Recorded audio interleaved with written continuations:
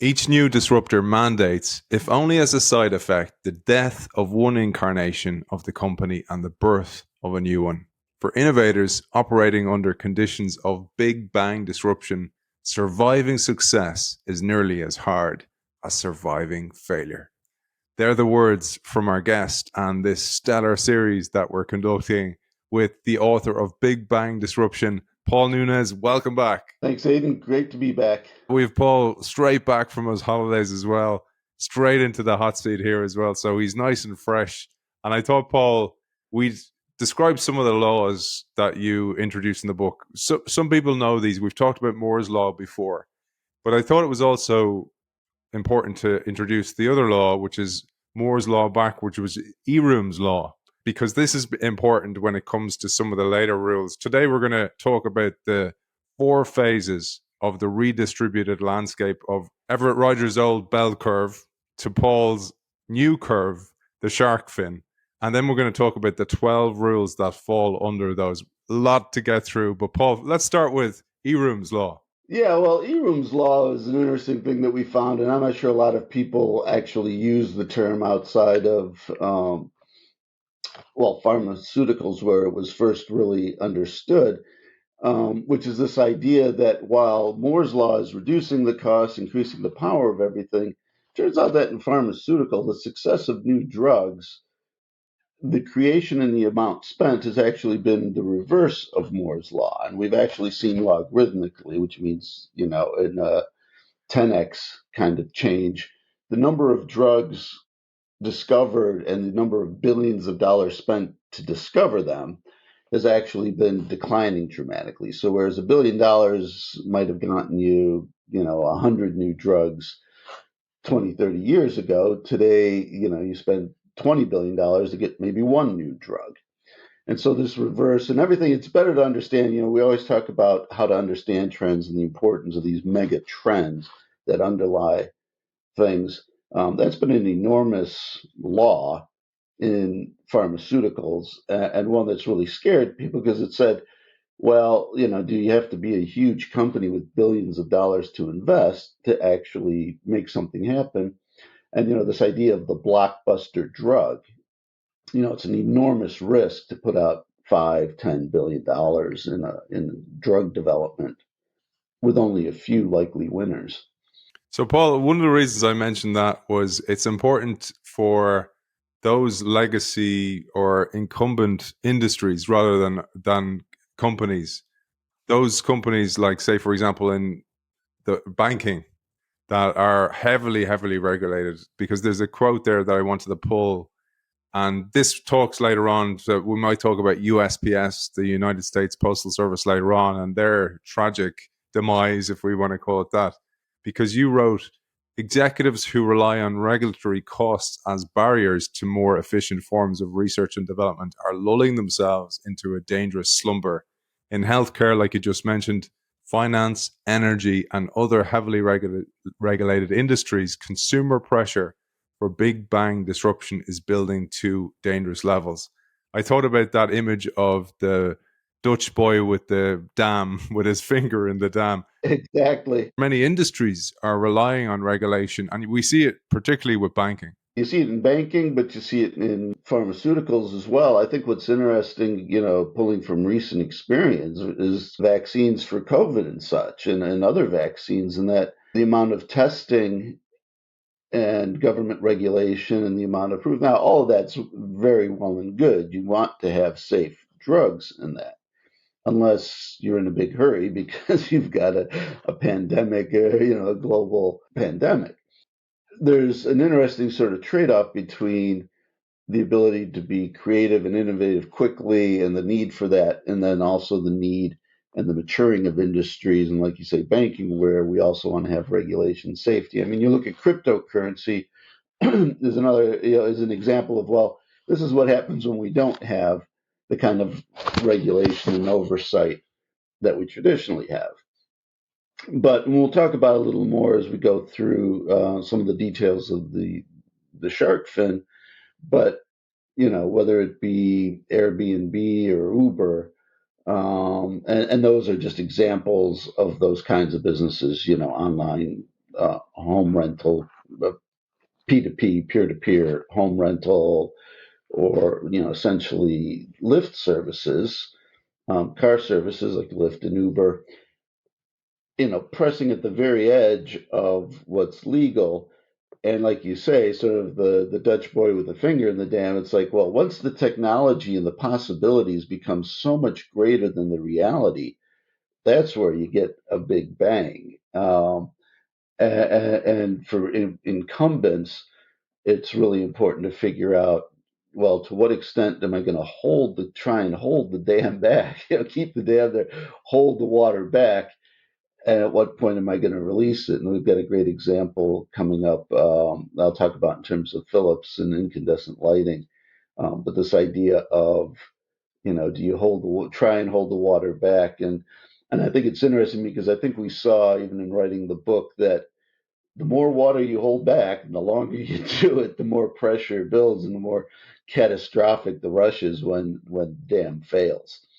And it's like you're the source of this, by the way. I have to say this: the quote that we hear a lot in innovation, Ernest Hemingway, "The sun always rises." I'll let you quote it coming from the source himself because you're a highly eclectic reader. So you read widely, you read from many, many different areas, and this is so common in innovation where we see the gradual and then the sudden demise. Yeah, well, it's really almost just a throwaway, even in the book. He's having drinks in Spain, the protagonist, and with another sort of, lost generation person, a rich or formerly rich person that lost it in the Depression. So they're all in Europe. And so he's just talking about a time he's having a conversation, the protagonist having a conversation in a cafe, and he asks this rich guy, how his family business went bankrupt. So, and he says, well, gradually at first, then suddenly. um, and it kind of really summarized a lot of, for us, Big Bang disruption victims.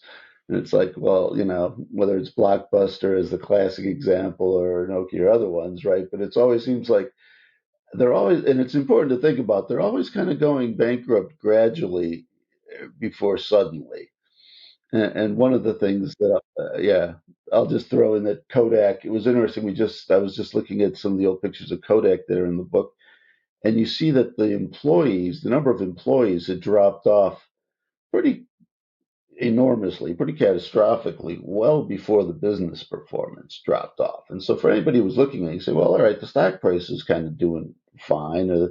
But what's happening with half of the employee population? And it's true that, as you identify as well, it's usually the good ones who leave first because they're the ones who are, like you recognize in your first book, Jumping the S Curve, or your first in this series, is that they're the ones who are highly talented and will look for growth elsewhere. It's interesting. That's both true of talent. So you want to watch where your talent is going. So even in pinball, it was really interesting. Most of the home electronics games were designed by pinball designers because really there wasn't a huge industry of entertainment and electronic entertainment designers. Where were you going to find those people? Well, those people were, and we did all the research, and those people existed and were poached from the pinball industry. And so, when you start to see some of your employees packing up and moving on, it's like, well, everybody's got different life things. But when you start to see them moving, like at, Fairchild Semiconductor, you see them moving over and en masse to something new and different. You might want to pay attention. That's a good time to move your investment as well into an early pre-IPO, perhaps, investment as well. It's an interesting way to track the talent rather than the stock price. It's a good way to think about this. Yeah, it all comes together because what's really interesting, we found the two things. Like I said, one is it's often the same people that build an industry, not just a company. So, Gordon Moore worked with all the folks at Intel and such, all worked in Fairchild Semiconductor and stuff at first early on and kind of cut their teeth there and moved on. The second thing we found in the first book in Jumping the S Curve that's important is this idea of being a hothouse of talent and growing and throwing off talent into the industry. And so when you see and follow where those people are going, you start to see where industry trends are. And I'll just throw in one more thing because I think it's an important idea that I'm not sure has come out. I know I mentioned it earlier, but I think it's really important is that, you know, a person's job or employment is one of the most important critical decisions and investments they make in your whole life. And so the value and the promise that's inherent in that, right? So looking for good talent and smart people and seeing where are smart people placing their bets, because it's one thing for people to place money, but when you place your time, your life, when you're betting your life on something, you're pretty convinced. And when you start to see talent flowing out in the same way, when good talent loses confidence, that's time to pay attention. Great call out, man. Great call out. I love that. And you've teed us up beautifully for a case study I've never heard. And I have to say, I've read some of these case studies, and I've said to Paul, I've written about them in my own book. And Paul was the source of those. So Paul was the original person to write about Fujifilm, for example, well ahead of many other people in the industry as well. But one of the great case studies you cover is, like you said, the pinball industry, because it was an industry. It was huge for a very long time. And it also is a lovely way to tee us up for the shark fin. Yeah, so let's talk about the shark fin and its phases. But if you talk about pinball, what is really emblematic in it is how innovation was seen and underrated. Innovation relied, as it always kind of does, on the existing industry for a time, and then it moves off. And then I think one of the really interesting things is the commitment of the industry, and even in pinball, which was billions of dollars. Pinball was once um, almost the equal of movie theater revenues. It's crazy to think about. That's how big, in the U.S. at least, pinball as an industry became. And so it's hard for those folks to sort of see the need to move to the next industry, particularly when the next industry is going to be 10x or 100x larger than what they have. And even at the very end, many of the founders and successful folks in pinball stuck with it. And one of the things I was just, renewing my awareness of was just how dedicated those who were committed to the industry. They started making pinball software for these machines because darn it, they weren't going to give up on pinball. And so, one of the big leaders of pinball and Bally and whatever, but one of the big founders of it, went all the way through with it to video. And some of us are old enough to remember pinball on video machines, but it was like, but I just can't let it go. So I think that's really interesting. I think what's interesting is how different the life cycle, it kind of highlights the change and the shift in the life cycle of a product that occurs on a shark fin instead of a bell curve. So we talked about Everett Rogers' bell curve and the different segments of customers. But it's very different when you have this shark fin shape. And so what we recognize, there were really four areas of business activity, we call them sort of four stages in the new life cycle that companies really have to think about and reinvent for and get their arms around. And so there's what we call the singularity, but it's this coming together, like when the bang happens. So sort of borrowing from the idea of a big bang, the event, which is really the innovation phase. Then there's the second phase, which is the um, the rapid scaling or in, what we call catastrophic success, which is this idea of all of the demand comes immediately. Then there's the post saturation downturn, which is also much faster than the traditional bell curve. And then there's this flat sort of entropy stage, which is what do we do now? And I think the thing to do is probably look at each of those stages in itself and see how business strategy has to change. Before we go through today's session, so what we'll do today is go through each of those 4 phases, but also then there's 3 rules that fall out of each of those phases. So you can be leading the industry and avoid this big bang disruption yourself. But a great case study, again, that I think you so clearly wrote about with Larry in this book is Nintendo. And the fact that the disruption cycles are coming so quickly that you almost, as soon as you develop a product, you're moved on to the next one, or else you've actually planned out a sequence of products because, as you say in the book, because of near perfect market information, your customers are going to be the ones pushing those innovations upon you. So you don't have time to dwell and enjoy your success. Simply no time anymore. And then at the same time, as you say, you have to prepare for what happens if immediate success comes. And the Nintendo story tells a lot about this. Yeah, and the Nintendo story is really best summarized in a chart that I hope and think we can probably project for viewers. Yeah, because and listeners, but for listeners, it's really you just imagine this bell curve shape, and over time, with different product introductions, the shape of the distribution of the sales of that starts to change from a bell curve. So it happened gradually in many ways for Nintendo. Nintendo's first products actually, the sales of them follow a bell curve, but gradually it starts to shift. And you see towards the very end, the newest products are very much a shark fin curve of adoption, all the way up into the Wii systems.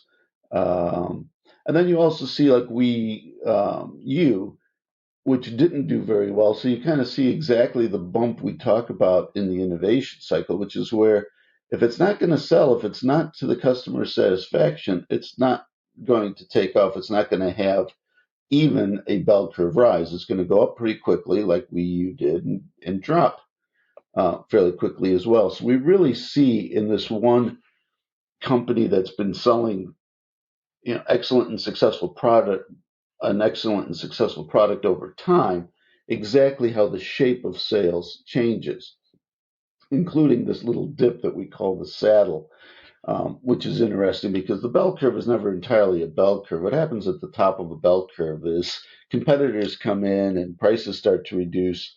So what happens is you then lower your prices to compete, sales comes back, you get a second bump, and it's sort of what they call in finance, a dead cat bounce. And it's really important for those who kind of study these curves to recognize that. It's like, no, when you get that second sales lift at the end of the bell curve because you've cut prices and people would rather have your brand than the competing brand, but you're losing revenue, that's kind of the sign that, okay, that's the dead cat bounce. This means that sales lift means, yeah, it's the end is coming. And so Nintendo's a fantastic example on a ton of levels because it really highlights, the all the parts of the shark fin, which is the amount of technology insight you have to bring and timing, just like we talked about in the Kindle of that, in terms of the innovation cycle. And particularly in a business that, as you see this happening, so what happens is in the shark fin is many times you're out of the market longer than you're in the market. And I like that expression, so I'll say it again: out of the market longer than you're in the market. Because the time it takes you to develop the product and the winning formula might be years or decades, a decade literally. Amazon actually, Bezos pointed out that he was 7 years before the Kindle was introduced. And remember, they never introduced test product. But he had started thinking about and doing real research and acting on it 7 years before the Kindle was introduced. That's a long time to be out of the market before you're in the market. And then once it started selling, by the time the next version, and this gets to the question of versioning, the importance of, once you have this, you're going to have this rapid adoption that we talked about because people want the best. And when you're the best on every strategic dimension, you're the it product. But then what happens is you saturate the market very quickly. And so, if I have 300 million people, just to say in the United States, selling more than 300 million Nintendos is going to be a trick because, even if everybody bought one, everybody has a need for one, but very few people have a need for two, right? Maybe in the guest house or, whatever. But you can see there are physical limits to saturation. And so what we found that was really interesting is where so often in the past, most companies don't plan for saturation, really. I kind of mentioned it in a previous call a little bit about cruise ships and that, how many rooms do you need in cruise ships? How many available across all providers for, people? It's like, well, for a population, it's like, well, I don't know, but I know it's a lot fewer than we have right now. So I'm not going to worry about it. But that's very different than, say, phones or iPods or lots of these other products, where we actually can talk about saturation pretty darn quickly. And one of the examples you give later on in the book to tie it to the Kindle is the Barnes and Noble Nuke and how they had overplanned because they had early success, and then they lost billions because they had overinvested.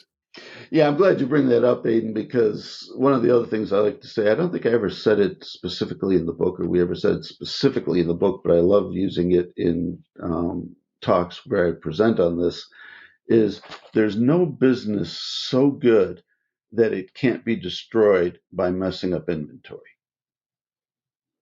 And all the supply chain folks that I've presented to, they just love it. They kind of, yeah, it's great. But it's so true when you think about it. And this is what Big Bang disruption brings to this, is that you don't know how many of something you're going to have to make to optimize sales, right? The right amount. They always kind of joke and say, the right amount of anything to make that you're selling is market demand minus one.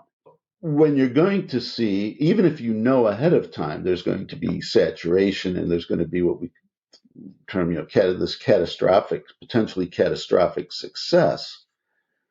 You can't use the old rules of how to guess how many you're going to need. And it really, in some ways, becomes a guess. And it becomes a function of, how much stomach you have for the risk. And so we're jumping ahead a little bit to this phase of catastrophic success, but let's stay on that, for another moment, because there's really interesting things there with this, like how do you bet on this? And, one of the things that was really interesting that we saw was even a company like Microsoft. Microsoft had to, add to its books a minus $1 billion. I was asked people and, close to 10, well, what was that? How did Microsoft lose $1 billion one quarter? And the answer was a little thing called the Surface tablet. And if you remember back, a while back, and some may or may not remember, but after the iPad was sort of introduced in that, and the whole tablet thing became important, Microsoft entered the tablet market with the Surface tablet. Well, it turned out that it had a lot of these, and a lot of these were in inventory.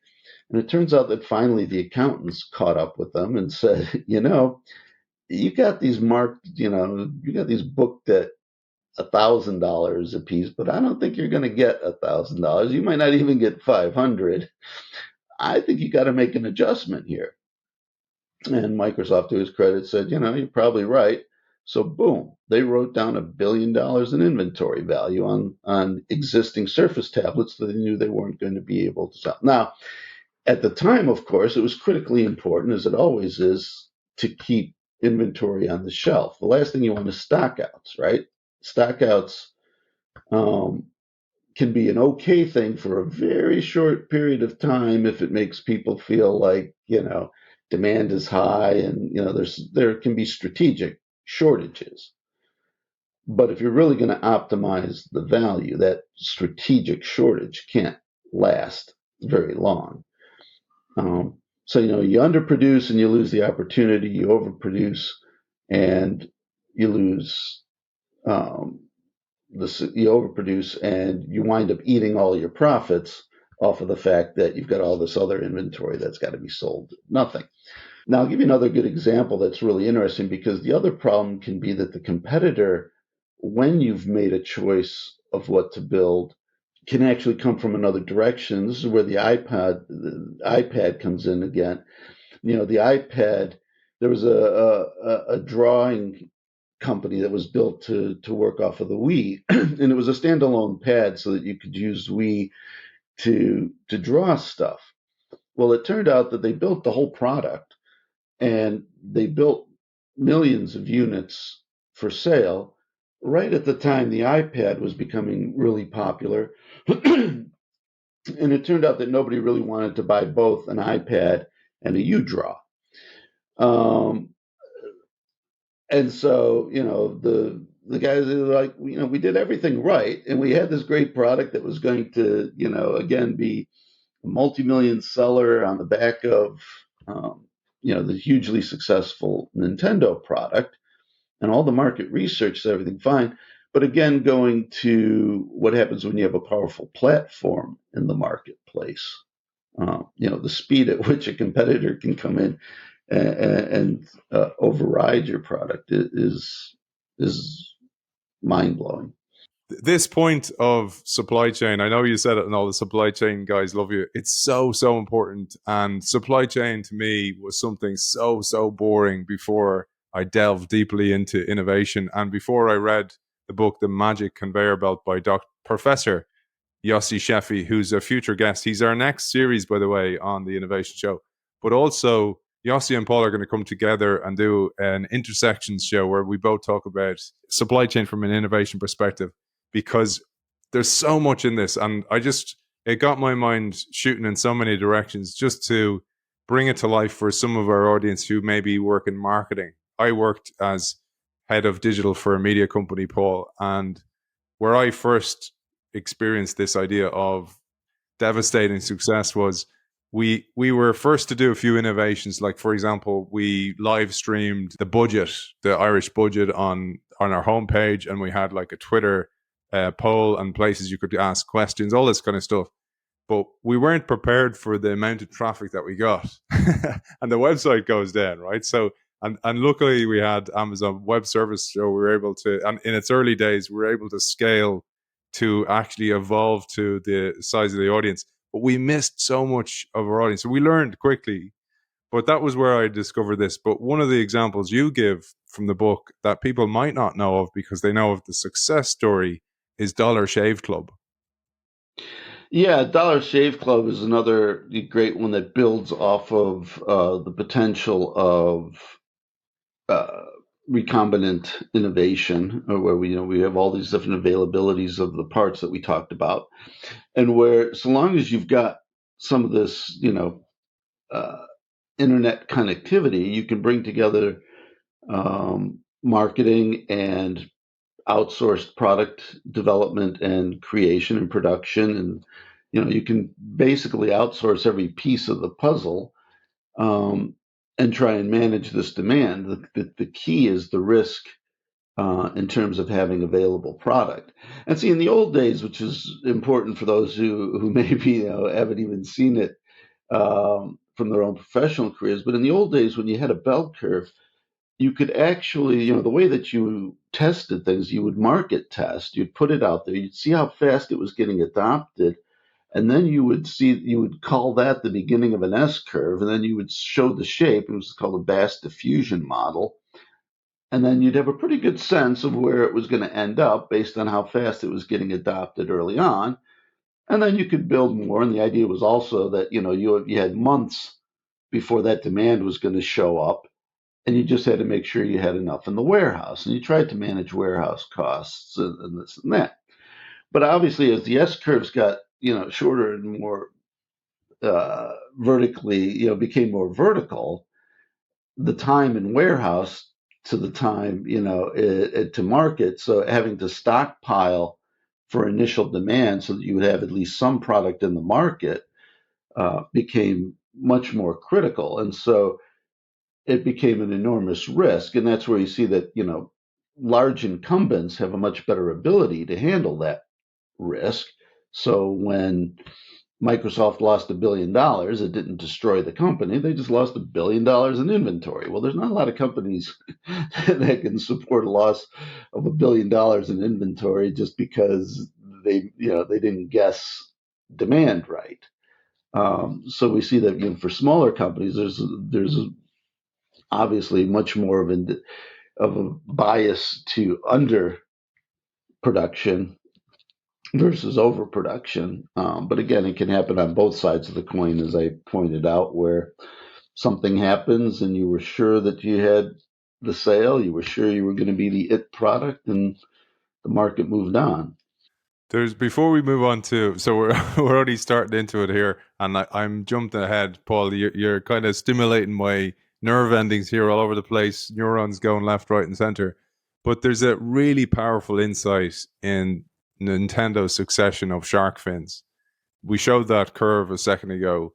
What you say here is notice that the apparent cannibalization of sales from one generation to the next does not actually begin when the replacement product is released. That dramatic decline in sales for each product, its big crunch, begins a year or two before the next product was launched. That's a really important point. Or yeah, and the day, and oftentimes in some ways the day it's announced, or the day it's released. Because here's the thing that happens: is we've trained customers. Okay, and more, customers have become aware, and we've actually trained them to expect versioning, because customers know about Moore's law. I mean, in the old days, it was just some geeks in the back, right, that kind of knew about Moore's law, and there was business people in those industries. Right? Today, you probably can't find a person on the, 50% of the street. Yeah, people in all kinds of industries understand the concept of Moore's law. But more importantly, they understand the concept of deflation in technology products. They understand that the television that was $1,000 last month, or last year, is $500 this year, and now it was $1,000 last month. It's going to be 800, 600. So the idea of the deflationary power of technology is understood by consumers, and they also understand that in time, they're catching on to this. In time, the next version is going to be better and cheaper. Kind of has to be, because I know these companies are working hard to make the product better, and I know that technology deflation is going to make it cheaper. So you think of your iPhone, for example, right?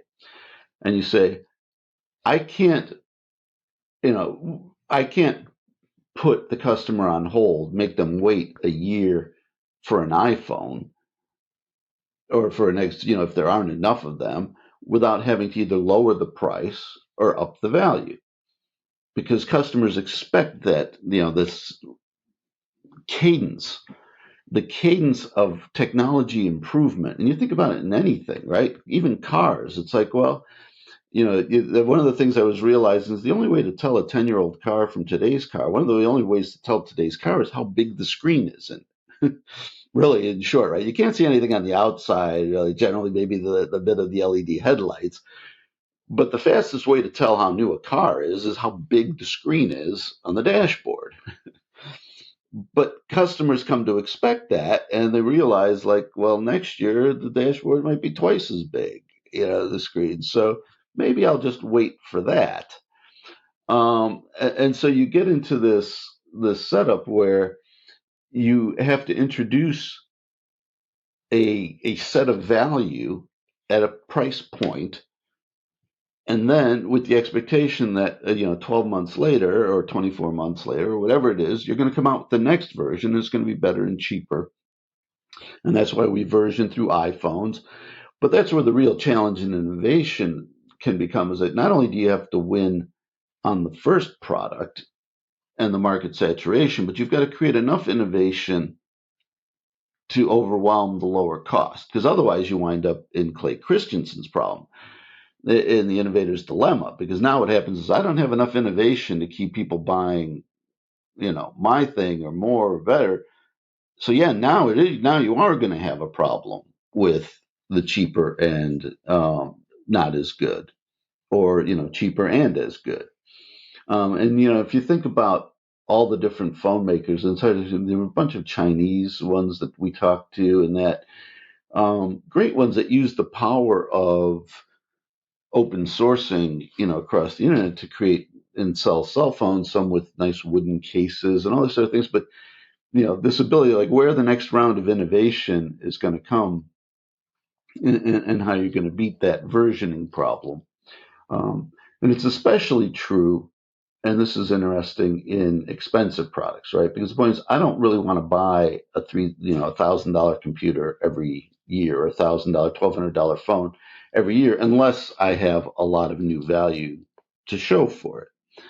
One of the great ones we looked at was the medical equipment industry, because when you think of something like a CAT scan or an MRI machine, well, these are multi-million-dollar investments. So I need to know, all right, this one's probably pretty good, and you're selling me this one, but given that I'm probably going to have to make this last for 5 years or more, whatever it is, before I can pay off the loan, how do I, as I amortize, how do I know what the next version is going to be? And so you see all these new things that companies have to do is, I know not only have to sell you this product, I have to give you some insight of what the next versions are going to look like in certain industries, right? I really have to tell you this shark fin cycle for the next 10 years, which is really hard to do, but it's a really interesting phenomenon. And I got to tell you, what am I going to do with, and we talked about this a little bit before, but what am I going to do with this MRI machine? How am I going to get it out of the building, let alone where is it going to? Is it going to another country? Is it going to, a smaller hospital in a more rural area? But, these are all things that companies never really had to plan for. Historically, 20 years ago, companies never really had to plan for the end of life cycle in a couple of years versus 10, 20 years. And there's so much of that today. Like one of the challenges for me, you take an MRI machine, it actually pushes the company to then rethink the business model, that maybe leasing is a better model, but then what do I do with the excess machine?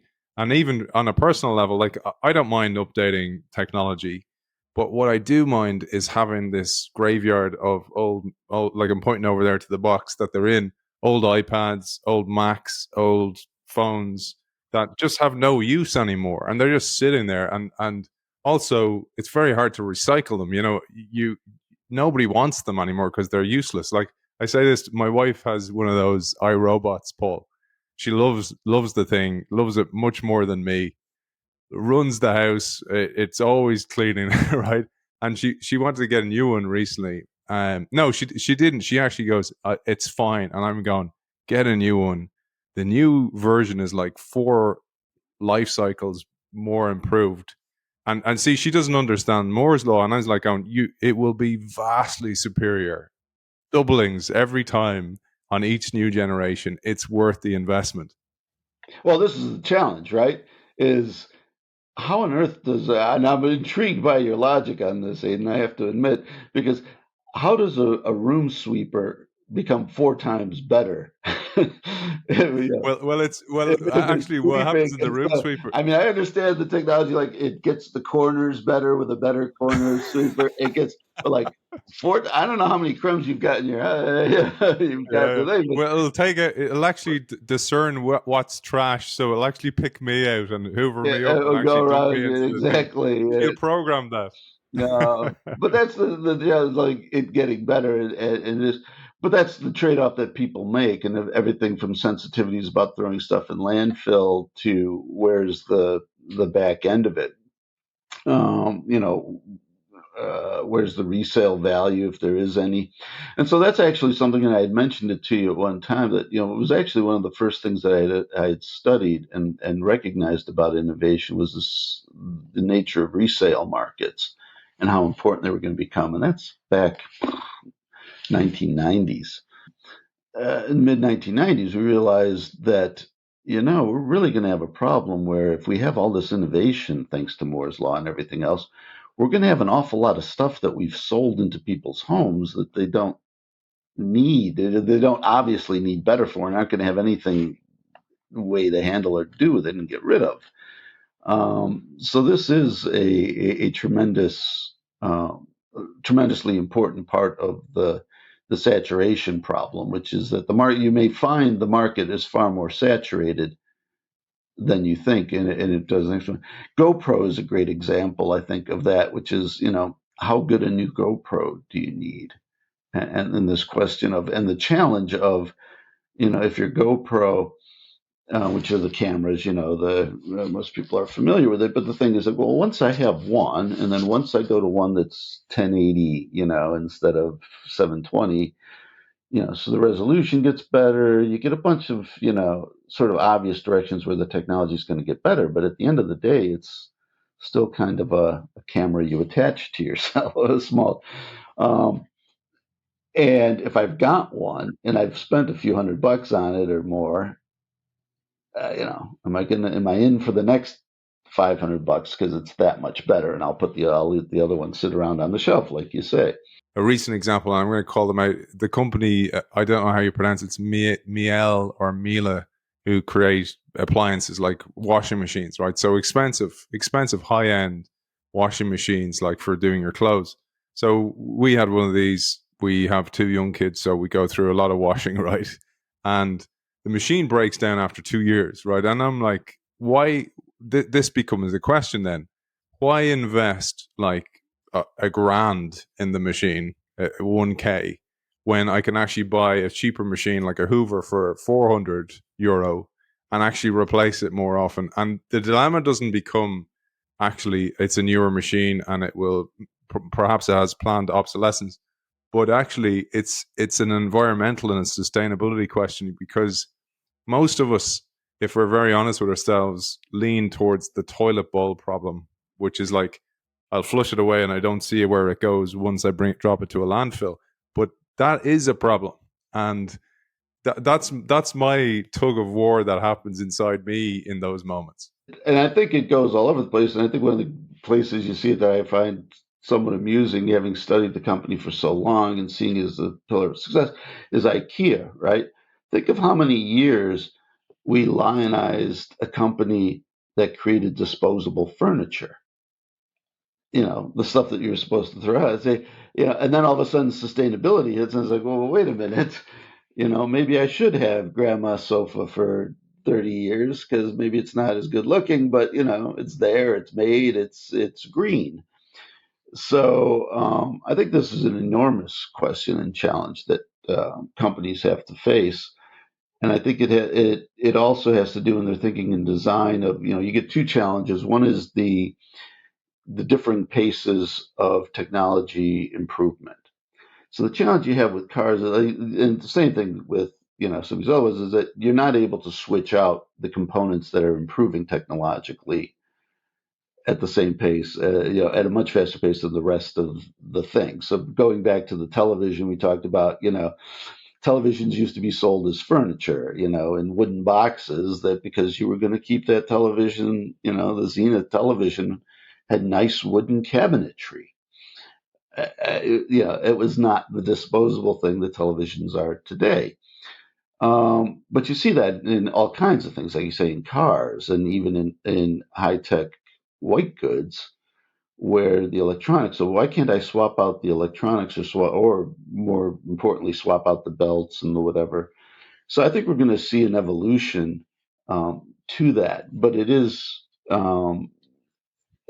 difficult not to want to embrace the planned obsolescence and to get people to just buy the new one. Okay, Paul and I we're gonna take a break in a moment, and we're gonna come back with a new episode on the 12 rules, because I don't want to overwhelm you. We've had a lot of information today, and we think it's the best course of action. But before we do the last part of today's show, I wanted to share a quote that I mentioned to Paul in a previous episode in the series on Paul Nunes. And it was about Steve Jobs, and Steve Jobs saying that Apple recognized trends, because Paul certainly recognizes trends. And it's one of the goals of his work is to help us understand laws like Moore's Law, Ehrum's Law, and a law we'll talk about later, Hike's Law. We'll tell you a little bit about that in the next episode. But get a load of this Steve Jobs excerpt from an interview that I found that I think is so important to understand. Apple is a company that doesn't have the most resources of everybody in the world. And the way we've succeeded is by choosing what horses to ride really carefully, technically. We try to look for these technical vectors that have a future and that are headed up. And, technology, different pieces of technology kind of go in cycles. They have their springs and summers and autumns, and then they, go to the graveyard of technology. And so we try to pick things that are in their springs. And if you choose wisely, you can save yourself an enormous amount of work versus trying to do everything. And you can really put energy into making those new emerging technologies be great on your platform, rather than just okay because you're spreading yourself too thin. I thought that quote in particular spoke volumes to your work. I'm actually pretty sure he read your book. So he talks about getting on the crest of those waves, understanding them, but also then a very important thing that's beyond the scope of today's chat, but is also how Apple, to avoid that idea of obsolescence and customers moving on to the next new thing, is locking them into the ecosystem or the family of Apple products and everything being interoperable. That's a really important aspect. But over to you for your comments on this, and then we'll wrap up today's episode. Yeah, well, you can hardly find somebody better than Steve Jobs to sort of teach you about success in a technological world. And I think he says a couple of really interesting things. One is he mentions the platform, which was an important thing that for Apple over time that was really interesting. And then the fact that he talks about, and I love the term vector, because you're picking a vector and where are you and where things are sort of going. And so you think of, it was personal computing, but where did personal computing go? And one of the things that I think is really interesting is Apple's ability to move from, say, the iPod to the iPhone, recognizing that in iTunes and that the iPhone was going to destroy the iPod business. And so that idea of being in on the spring of things and technological capability. I think the other thing that Apple points out and that Steve Jobs points out is the idea of being at the new edge of capability, which really only goes to the nature of innovation, right? But it's like, well, of course you've got to be at the spring, because if you're not at the spring, if you're in the winter, if you're in the summer or the fall of a technology, it's not that innovative and not the place. So, but the thing of placing bets and not being everything to everybody, I think, is also really important. Apple's always sort of taken one category at a time and just knocked the heck out of it. And supported by a great supply chain. For the supply chain nerds out there, you guys do a great job. So, but you know what? I thought I'd play that as well because it teases us up beautifully for the next episode. Because that idea of spring, summer, autumn, winter also maps beautifully to your 4 phases of the shark fin as well. So we'll come back to that. And Paul, I have to say to our audience, you got to read Paul's series of books. They're so well written. They're so highly researched, so highly detailed, with so many new case studies and case studies of success as well. It's easy to point to all the failures in innovation the whole time, but there's great success stories in Paul's book as well. There's a copy there behind me, Big Bang Disruption. Highly recommend it. Still available in hard copy and on Kindle. And also behind me, don't forget, I have a copy of Jumping the S-Curve. I got 2 copies and Paul kindly sent me a signed copy as well. So I'm going to give away my own copy to somebody out there as well. Just sign up to the Innovation Show Substack to be in with a chance to win that. It's always a huge pleasure. I learned so much from this man. Paul Nunes, thank you for joining us. Thank you, Aidan.